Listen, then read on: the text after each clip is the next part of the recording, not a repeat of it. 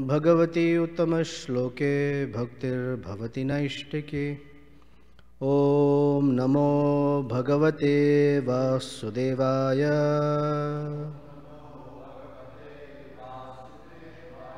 ओम नमो भगवते वासुदेवाय।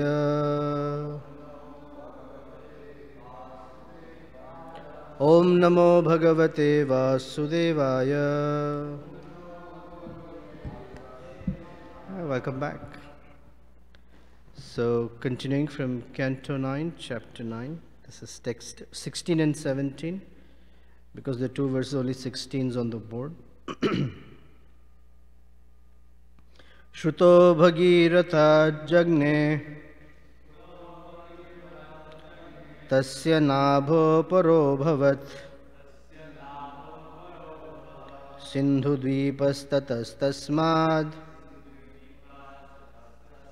ayutayustato bhavat. Shruto bhagirata jagne tasya nabho paro bhavat sindhu dvipastatasmad ayutayustato bhavat. Shruto bhagirata jagne tasya nabho paro bhavat sindhu dvipastatasmad ayutayustato bhavat.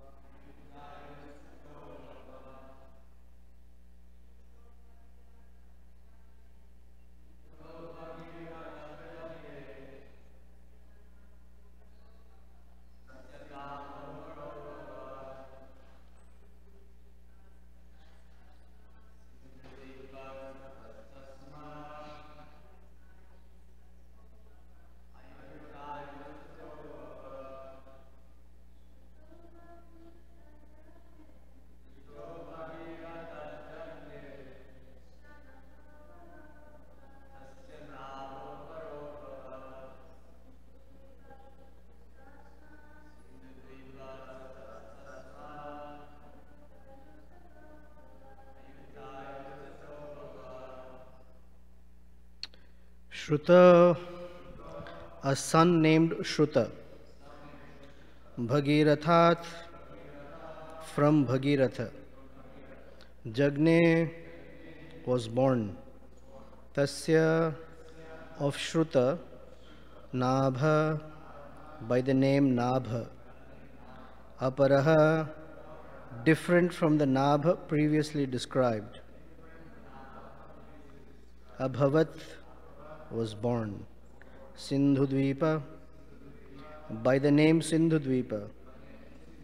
Tataha, from Nabha. Tasmat, from Sindhudvipa. Ayutayuhu, a son named Ayutayu. Tataha, thereafter. Abhavat, was born. Rituparnaha, a son named Rituparna. Nalasakha, who was a friend of Nala. Yaha, one who, Ashvavidyam, the art of controlling horses, Ayat, achieved. Nalat, from Nala. Dattva, after giving in exchange.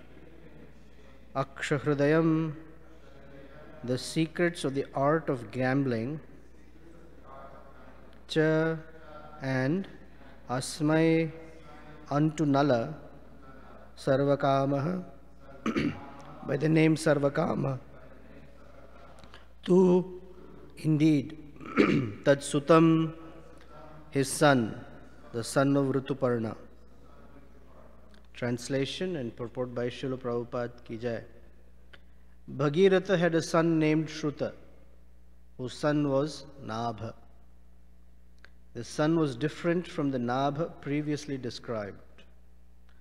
Nabha had a son named Sindhudvipa. From Sindhudvipa came Ayutayu, and from Ayutayu came Rituparna, who became a friend of Nalaraja.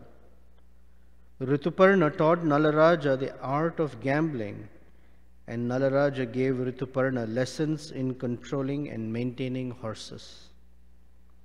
The son of Rituparna was Sarvakama. Purport. Gambling is also an art. Kshatriyas are allowed to exhibit this talent in this art of gambling. By the grace of Krishna, the Pandavas lost everything by gambling and were deprived of their kingdom, wife, family, and home because they were not expert in the gambling art. In other words, a devotee may not be expert in materialistic activities. It is therefore advised in the Shastra that materialistic activities are not at all suitable for the living entities, especially the devotees. A devotee should therefore be satisfied to eat whatever is sent as prasad by the Supreme Lord. A devotee remains pure because he does not take to sinful activities such as gambling, intoxication, meat eating, and illicit sex. Om Ajnanatimirandhasya Jnananjana Shalakaya Chakshurunmilitam Yena Tasmai Shri Gurave Namaha Shri Chaitanya Manobhishtam Sthapitam Yena Bhutale Swayam Rupa Kadamahyam Dadati Swapadantikam Vancha Kalpatarubhyascha Kripa Sindhubhyevacha Patitanam Pavanebhyo Vaishnavebhyo Namo Namaha Shri Krishna Chaitanya Prabhu Nityananda Shri Advaita Gadadhara Shrivas Adi Gaura Bhakta Vrinda Hare Krishna, Krishna Krishna, Hare Hare, Hare Rama, Rama Rama, Hare Hare.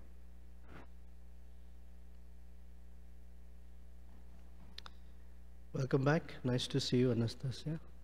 Acharnishta, welcome back. I'm sure you have some wonderful adventures and realizations from the road. Nice to see you. In describing the lineage of the Ikshvaku dynasty, we've been hearing stories or pastimes of certain great personalities, starting with Ambarish Maharaj and then his descendants. Actually, Ambarish Maharaj's father's name was Nabha. Coming down the lineage, then there are certain persons about whom we hear. We come to King Sagara. From King Sagara, his 60,000 sons, Anshuman, Dilipa, and Bhagirath, who brought the Ganges into this earthly realm. It's a very fascinating story we've been hearing. And from this verse on, the story continues. The narration of Shukadeva Goswami to Parikshit Maharaj is continuing. And he says, Bhagiratha had a son. His name was Shruta.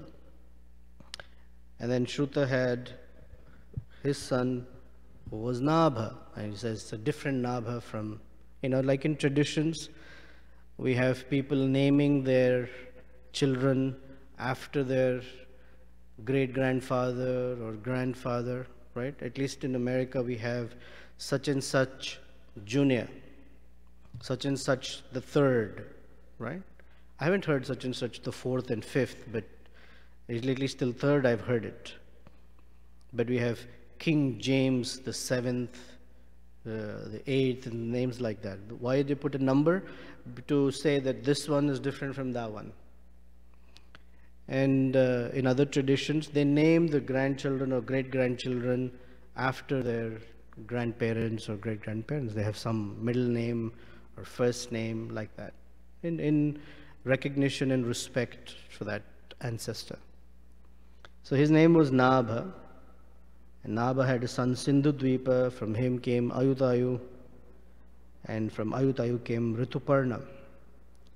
It was described that Rituparna has a friend, Nala.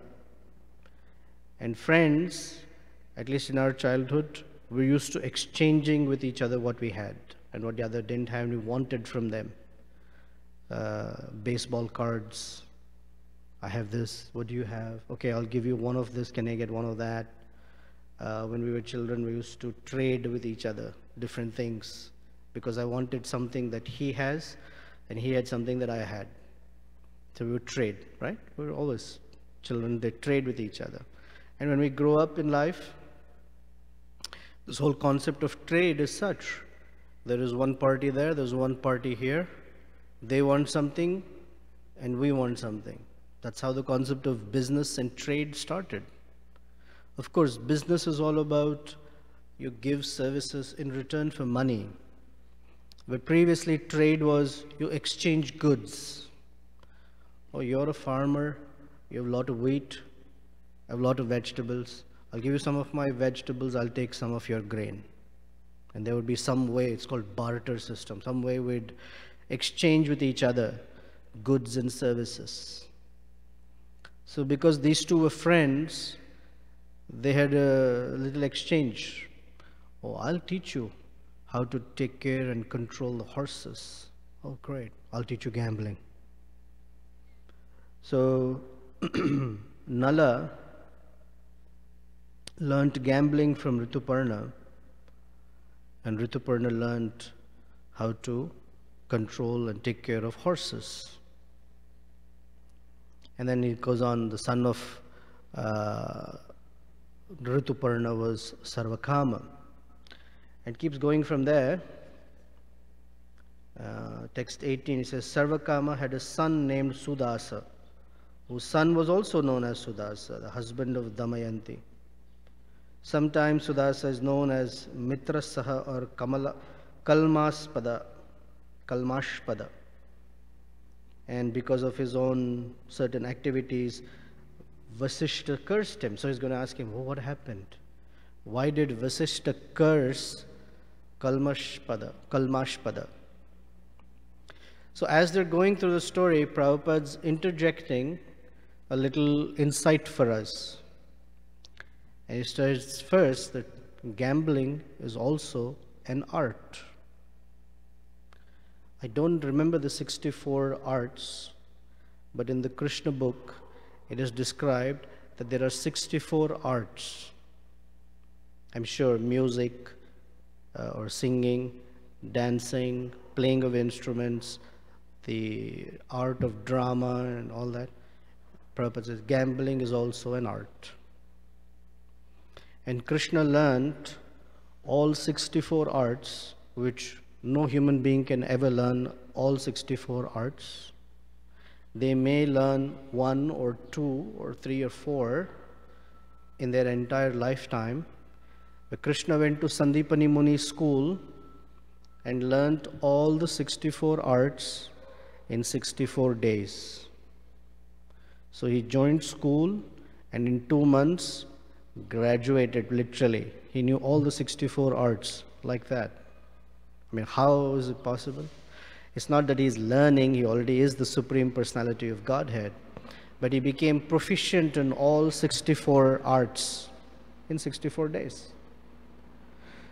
So he learned gambling as an art.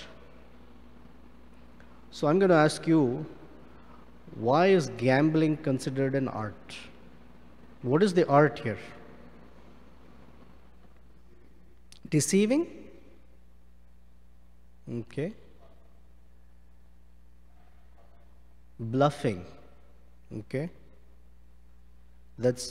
Is gambling about deception and bluffing? Calculating. What are you calculating? Gain versus loss. You raised your hand? Did you just raise your hand to say? No? So gambling is an art of calculating the odds of your winning and the odds of their winning without knowing what they have in their hand.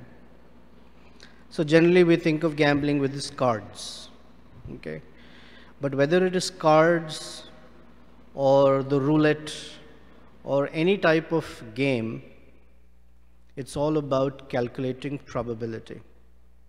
As soon as we enter school, right, and I think in middle school math, actually high school math, because middle school they just teach probability. I have a bag of red marbles, I have a bag of blue marbles. What's the probability that I'll pick a red marble? This is just simple probability. But when you come to high school math, they teach you probability with cards. Okay, so it never says that Krishna played cards, but let's get an idea. Okay, I'm not an expert at cards. I only know the first few basics, and then my ignorance shines forth. So a deck of cards has how many? 52. Okay. And in 52, the probability of any card is 1 over 52. Right? So a person who gets a certain number of cards, they look at it, and they look at the face of the opponent, and they try to understand, with these cards, what's my probability of winning? And they try to gauge, according to the behavior of the other person, what's their probability of winning. That's why they have this game of poker, the phrase poker face. They sit as if they have the worst cards with the best cards in their hand, because the idea is that whoever wins takes home the entire money or stash or whatever they have wagered. So gambling is all about calculating one's odds of winning and putting something that they have at risk and trying to make the best of winning at it. And that's an art. Art of being able to calculate one's risk or assess one's risk and take that risk for winning more. It requires a good, sharp, fast calculating brain. And so whether it is a game of cards, whether it's the rolling of dice, whether it's the roulette, whether it's the stock market, whether it is trading in futures and commodities, the whole idea is, can a person assess all the other factors, environmental factors, this thing, that thing, and assess what's the risk and whether or not they want to take that risk. And it requires a good calculating brain, not just, oh, it seems very nice. Others are telling me it's a good stock to put in and I'm going to put my money in. It's more than that. So this ability to assess the risk by looking at many, many factors and calculating it is an art. It's not easy. And so Kshatriyas were taught this. Although they were taught through a game of dice, the idea was that when they are conquering kingdoms and they are doing this and that, they should be able to assess what is the strength of the enemy, what are my strengths, what is the risk here, etc. And that is why gambling and the Kshatriya art of fighting go together in one sense, because you wouldn't take on a war without assessing your risk. So then Prabhupada says gambling is an art. And in the Bhagavad Gita, Krishna says, Dyutam chalayatam aham. And the whole art of gambling, in addition to assessing the risk is how to trick or cheat your opponent. And the cheating of the opponent is you always tell the opponent that you are far stronger than you may actually be. I'll give you a story. It's a story from the Sikh tradition. You know the Sikhs, they tie their turbans. They're an offshoot of Hindus, and they're all the Kshatriyas. Basically, the Sikh religion was started because one of their gurus, they have 12 gurus, one of their gurus, Guru Gobind Singh, the names are all pretty much Krishna's names in most cases. So Guru Gobind Singh, he recognized that the area of Punjab, which is very much close to Afghanistan and Iran and all that, and there was an onslaught of Mughal kings coming into the Indian subcontinent, and they were taking over land, starting with Alexander, and then all the long list of Mughal kings, British, all coming in through that corridor. So he realized that we need warriors. So he created this whole idea of an army of men. And so they have certain principles. They will not cut their hair, they will not shave or cut their hair. They always have to carry a dagger with them, a comb. There's a whole 5 things that they're supposed to do. And they were the warrior men. Every mother would say, let me have more sons that I can give to the cause. So one time, on the other side of the river, a Muslim king had laid siege. And the next morning he was going to cross the river and attack. So these people had only time for that night to figure out a strategy by which they can thwart the next day's attack. And on their side, they had only 12 warriors. And on the other side, the Muslim king had hundreds and thousands of warriors. Now, how do 12 people stand a massive force of thousands of people? It's already a lost cause. So they have to do something by which they would trick, they had to gamble them, the risk. So Guru Gobind Singh, he came up with a strategy. It's a smart one. He had 6 men stand at night, because at that time you didn't have flashlights, all you had was torches. So he had 6 people stand with torches, and he had the other 6 stand behind him. And every 5 minutes, the 6 from behind would come and stand in the front, and these guys in the front would go back, and then the next row would come back. So 6 here and 6 here. These guys would come in the front, these guys would step back. 5 minutes later, these guys would come in the front, these guys would step back. The whole night, he just kept rotating those 12 soldiers. On the other side of the river, the person who was on guard was watching, and he was shocked because there were so many batches of 6 people throughout the night. He thought there were hundreds and thousands of warriors on the other side. So he went and told the Muslim king, our numbers are too small. They're far too many, because the whole night they've been changing guard, 6 at a time. So many of them are there. I don't think we should attack. And they retreated. So that was the gamble, because you took a risk with a particular strategy or ploy to trick your opponent. So that's the whole game here of gambling, that you are trying to increase your chances of winning. Now, gambling inherently requires some cheating. You cannot not It's not a game where you have to be truthful, like, Nityananda, Pran, what cards you got? I got the worst cards. I can't play.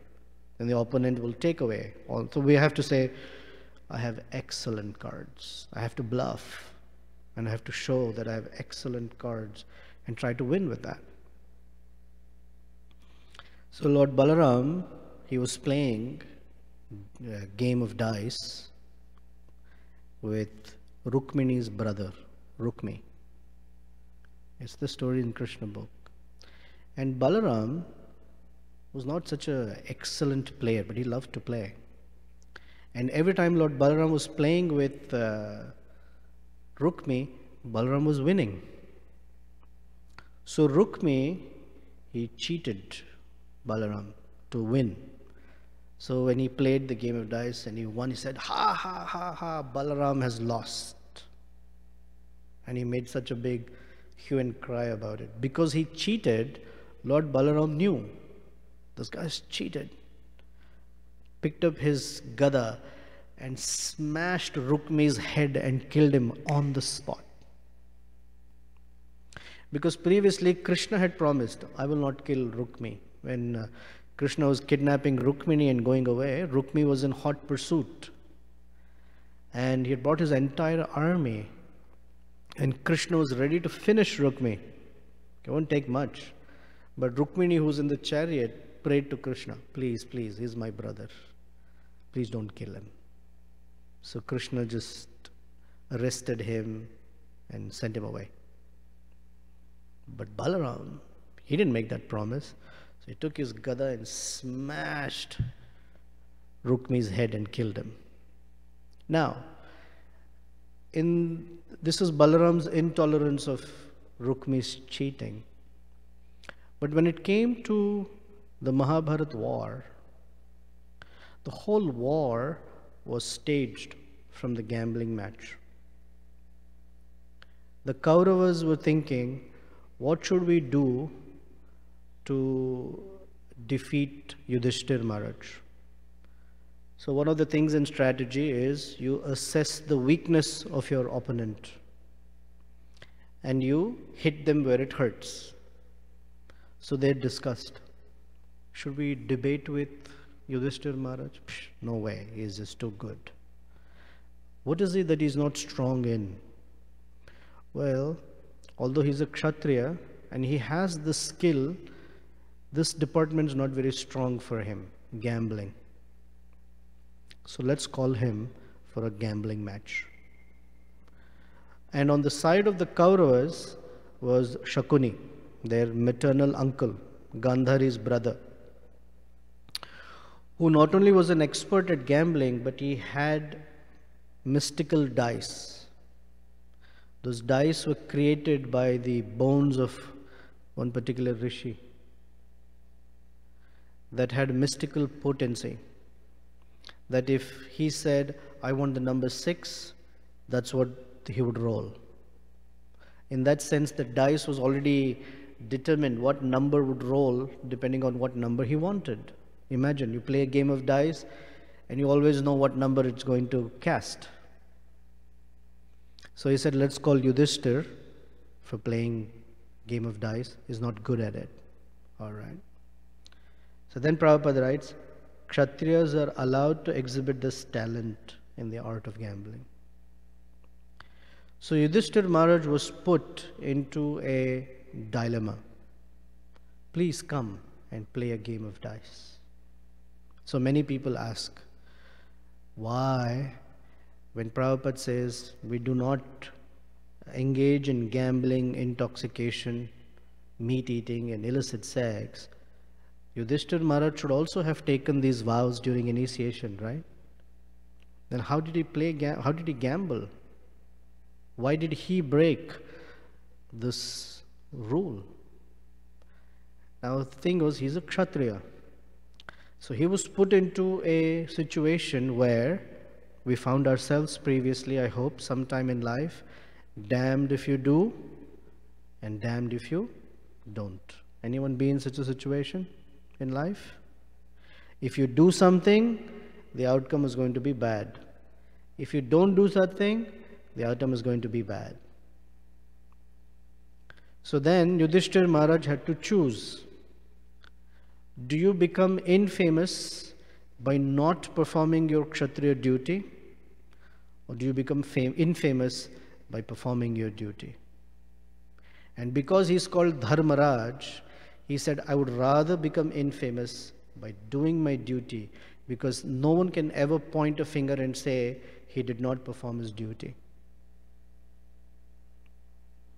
It requires Yudhishthir Maharaj brain. I can't explain the ethics behind it fully, because if someone were to ask me to gamble something like that, I probably would say no. Because my own conviction in duty is not as strong as Yudhishthir Maharaj's, so I may not understand his. But for him, to wager is a very, very big gamble. But he always followed duty. That's why he's called Dharmaraja.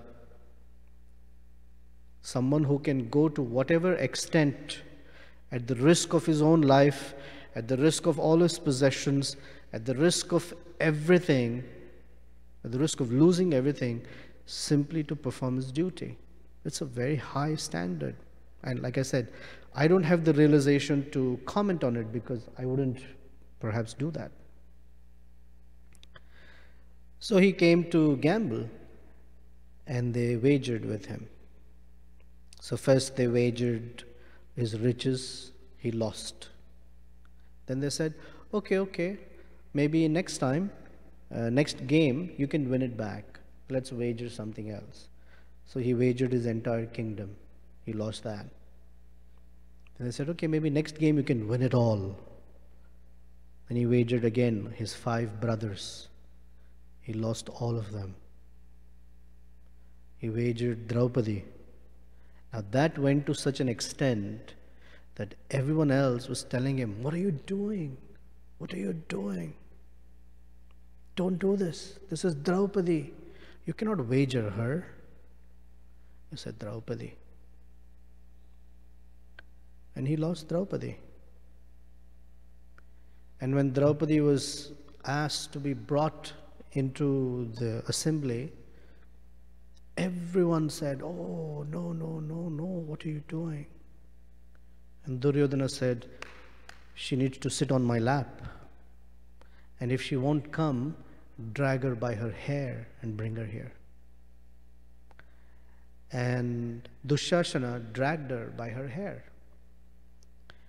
And all the great generals, Dhritarashtra, Bhishma, Karna, they all kept quiet. They couldn't say anything. And Prabhupada writes in the Bhagavad Gita or Bhagavatam, for insulting a woman's hair, all of them had to die. Because of very, very big crime. Abuse of women, children, cows, brahmanas and elderly. There are serious repercussions from it. So the question asked is, why Yudhishthir Maharaj did all this?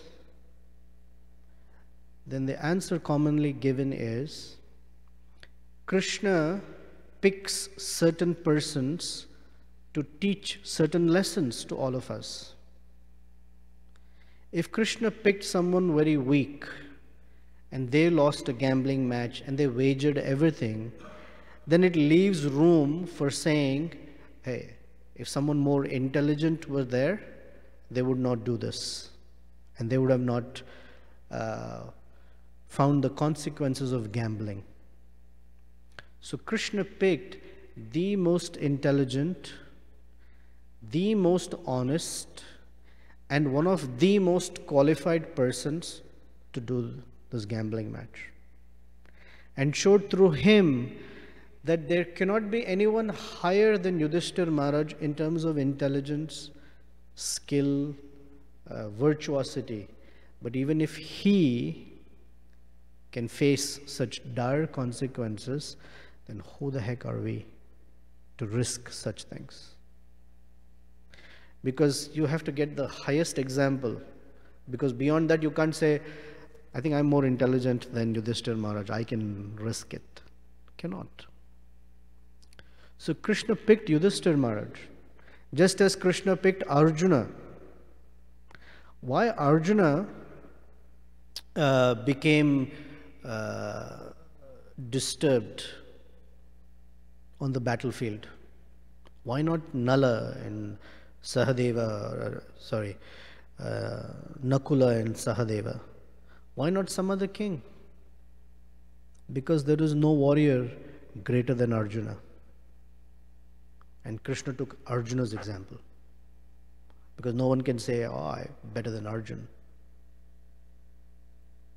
So that's Krishna's way of picking the topmost examples and showing through them that these are things we don't do.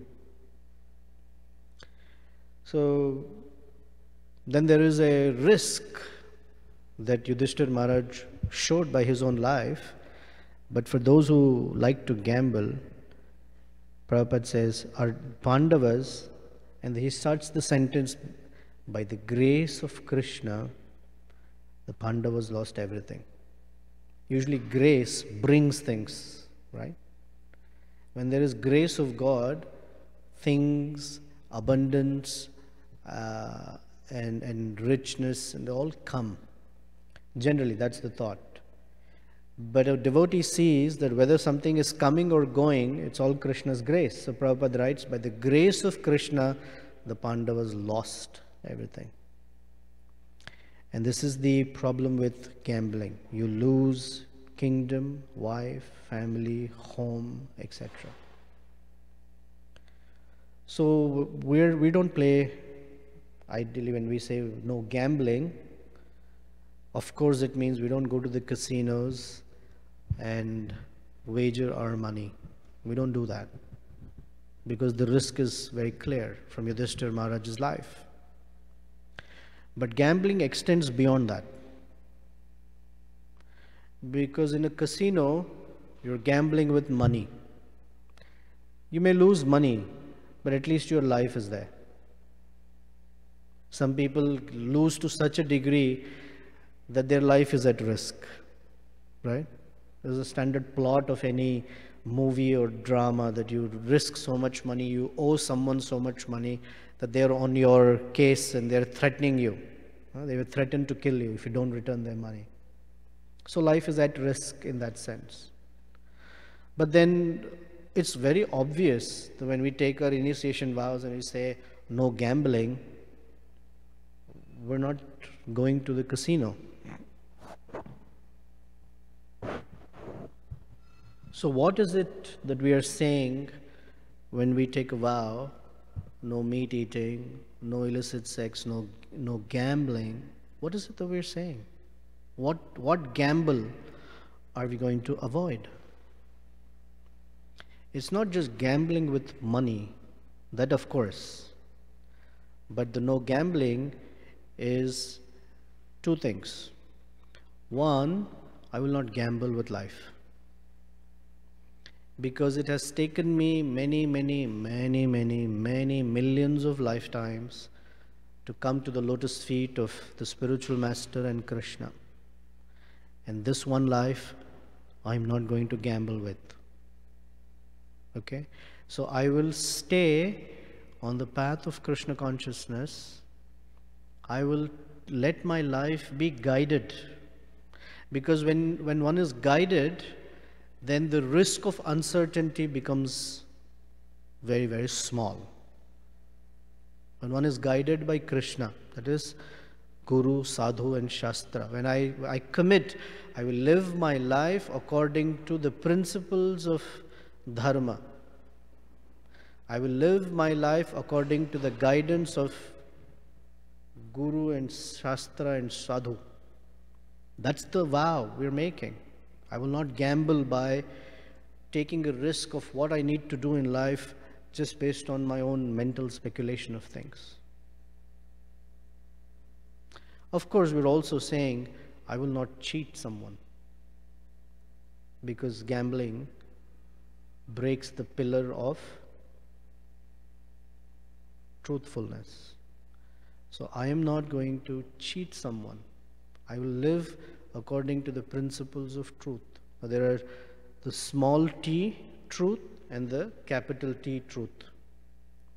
The small t truth is that in my day-to-day exchanges with people, I will be honest and truthful. If I make a mistake, I made a mistake. I'm sorry, I made a mistake. Let me correct it if I can. Let me not do it again if I can, as best as I can. That's honest in communications, honest in dealings with each other, honest in who I am and where I am. That's the small t. And the capital T, living by truth, is that if something the Vedas or the Vedic literature or Prabhupada's teachings say do, then I do. If it says don't do, then I don't do. The phrase that we are familiar with is anukulyasya sankalpa pratikulyasya varjanam. I will take on and think and act and speak in ways that are favorable for Krishna consciousness, and not think, speak and act in ways that are unfavorable for Krishna consciousness. This is the life of truthfulness, or living by not gambling. And if you want a reference for this, back to first canto, in the 9th chapter, Bhishma Dev is about to speak. And the stage is, he's lying down on the bed of arrows, the war has ended. Yudhishthira Maharaj is extremely morose and suffering a severe guilt. The guilt, not just that all his brothers and relatives were killed, but the guilt that because of him this war had started. And how is it because of him? Because he gambled. And because he had to become the king, the price at which he became king was too high. And so many people were trying to console him, but he was restless. So Krishna takes him to Bhishma Dev. So Bhishma Dev can speak to him. And Mahabharata has a lot more details of Bhishma Dev's instructions. The Bhagavatam has a very summarized version. As a famous verse, Aho kashtam, aho anyayam. You know that verse? First canto, 9th chapter, I forget the verse number. But this phrase is there. Vipra dharma achyutashraya. So Bhishma Dev tells him, my dear Yudhishthira, you guys have gone through the worst conditions anyone can ever go through. And please don't feel guilty or sad or remorseful, because in all of this, starting from the first step all the way, you were guided by higher principles.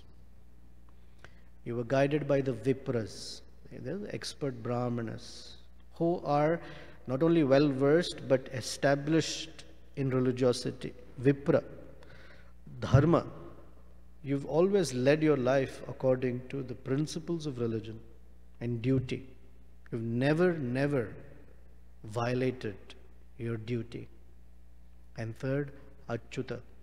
You've always taken the shelter, and you've always done the will of Krishna.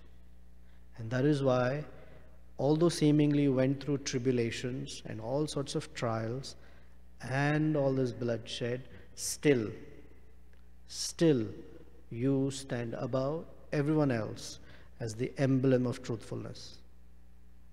So give up this guilt and sadness. So these three principles need to guide us to make sure that we are not straying. We're not straying into the realm of gambling, and we are staying in the middle of the road of truthfulness. Vipra dharma achyuta ashraya. Guru, sadhu and shastra. Am I guided by teachings of Srila Prabhupada? Am I guided by? It's important. Of course, we make our decisions, but we make our decisions with proper insight. And proper insight is not always accessible to us or available to us on our own strength. So we take guidance. Okay, any comments or questions or thoughts? Subhal Prabhu?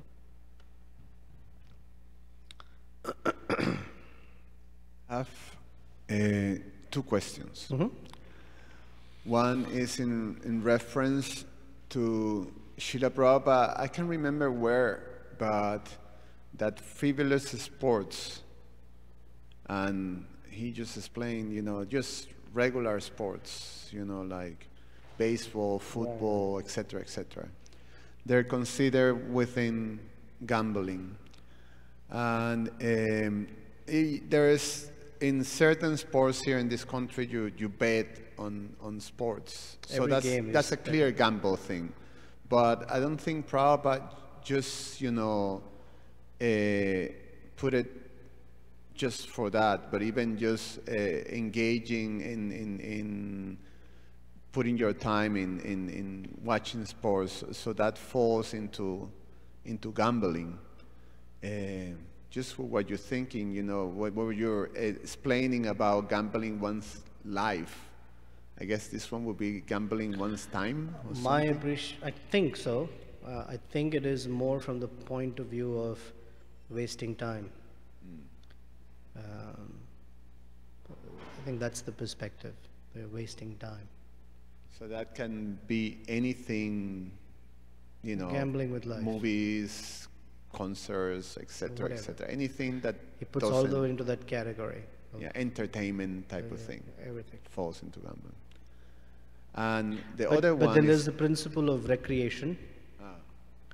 So any activity in and of itself has to be considered carefully. It's not just the activity. In addition to the activity, there is the consciousness behind the activity. So certain activities are downright because their consciousness behind the activity is different. Like say drinking at a bar. You can't say I'm trying to be Krishna conscious in a bar. It's not possible. It's just not. Unless you're there for preaching like Lord Nityananda. But you can't be drinking and preaching. It's not possible. So those are some very obvious ones. But when it comes to other things, it depends also on the consciousness internally. The consciousness internally is why someone is doing that. One is for entertainment or just being frivolous. Versus another could be an investment in health. For some persons, some activity is part of regaining their physical health. It is a way of whatever. There's something else behind, but that's also as important. Not just the activity. It may mean that, I could hold a book and just sit there for an hour and not get anything from it. And because others may feel that I should read, I may sit there in front of the book, but I don't get anything from it because my mind is not here. Then I've gambled my life too. Of course, I've touched Prabhupada's book. That's, there's the benefit of that, but have I really gained anything? Others will see me as though I'm reading all the time. So there's also the consciousness behind the activity. And that's the gambling part, because it's the mind with what desire one engages in such activity. So Prabhupada was told, you know that story. Oh, this, your Swamiji prays a lot, he needs to walk. Prabhupada started morning walks as a thing for his health. But Prabhupada's expertise was how he used that while he's regaining his health for some fantastic exchanges. Or whatever, different things people are recommended by their doctor or on their own. They understand my body needs this kind of exercise, that activity, this thing, that thing, and maybe done for regaining their health, regaining their energy, whatever, because health is as important. Because if health's not there, nothing else is there. So yes, certain activities also we need to consider the intention behind. But certain are very obvious, yes. Yeah, one, just for what you explained, You're thinking, because for many people, one of the things, these things of recreation, recreation is also recommended as part of healthy life. Yeah, absolutely. In fact, it appears, that one have to be regulated. One of the things that it says that one have to regulate is recreation. Yukta ahara viharasya. Yeah. So people think like that, I mean, I go to this entertainment type of thing to sort of relax, and it have certain how you say, healing Benefits. in one sense, benefit, that one's is not engaged in the regular grind things, but you're able to relax. So people do these things like that, and so that's one thing that everybody thinks about it. At least regular people. And as devotees, we also have to encounter those things. Sometimes when it appears frivolous, but it does have, as you say, the consciousness is, to help, have a sort of a break, So Sure. how the regulated part. Okay, so how it gets regulated is whether or not one becomes dependent on that activity for what they're trying to get out of it. That's called, in stronger terms, it's called addiction. In milder terms, it's called dependence. Now, I become so dependent on that activity that without it, I can't find any other way of relaxing. That's the flag immediately. That's the flag. Because why do people drink and smoke when the risks are very obvious? Because it relaxes them. It gives them some sedation from the activity of the mind. Basically, these are sedations for the mind, right? Drinking and smoking, they sedate. Because when you're sedated, like, it's less, mind's not like, So some other way of escaping from the situation. But these things, or certain things, come with a risk in it. And although one may innocently enter that area or arena, and they still may be innocent, but those things come with certain risk, and the risk is of dependence. And one becomes dependent on them. And that's not healthy. As long as I was temple president, I knew that my service at many phases became extremely stressful. And one of the ways for me to deal with that stress, which I was not fully aware, and I became aware a little later, but it was a bit late for me, that risk was I would gravitate towards certain kinds of foods because they're very comforting. Fried something, sweet not so much, fried and salty. Because for me, that would give me some kind of, it's all worth it for this. But that hurt me. Because that stress and this kind of, eating habit, I became in one sense dependent, if you will. That would what I would need. There would be times when I would go home and I would tell Hemangi, make something spicy to eat, because I need that. So that, although it's nice and simple food, but it was hurting me. That's the dependence I became, and the reflex and the response to that stimulation of whatever stress was, I'm going to eat something nice and I'm having a good time. For example. But I became dependent. Seemingly very innocent, I want to eat something spicy, but behind it was, I want to escape, and I became hooked onto it. That's important for a person to know that whether I'm becoming dependent on that. Because if that's not available, I become restless. Sure. Anyone else has any? Okay. Any, Adam? It's about business. Hey, you're asking the wrong guy. Yeah, because there's also the same principles, you know, Yes. of calculating and gambling, you know, is there. Sure. Business itself is not gambling though, but okay, Yeah. I'd like to hear your question. The principle, you know, we hear Prabhupada that, you know, a business person can say it, you know, I'm doing it for you, I make no profit. So Absolutely. cheating also, the Absolutely. truthfulness path is not, you know. So how, you know, what is the line that crosses business with gambling in one sense? First is, to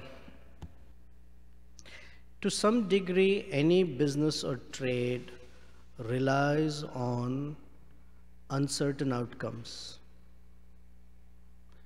First, that's one. Second, business by nature means for profit. Otherwise, why would you do it? And therefore, not everyone was allowed to do business. Only the Vaishyas were allowed. Kshatriyas don't do. Brahmins don't do. Shudras cannot do. A certain skill mentality is required for that kind of risk. The psychophysical nature is necessary.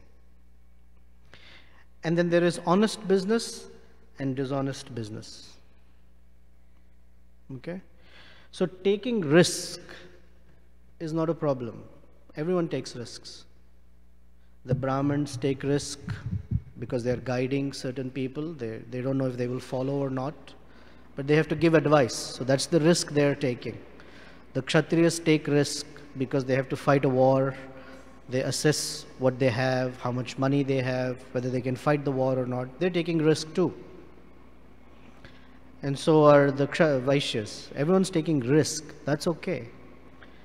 But there are certain things you're taking risk where the income is not honest. Gambling is not honest income. Because although you're putting skill in it, it's not considered honest income because the money doesn't come from honest labor. This is one reason why, I should have said it, but most brahmacharis there. For grihasthas, no gambling means that you perform your occupational duty very, very honestly. Many devotees, they go to work and they read Bhagavatam. An hour, 2 hours, they read Bhagavatam. And their work suffers.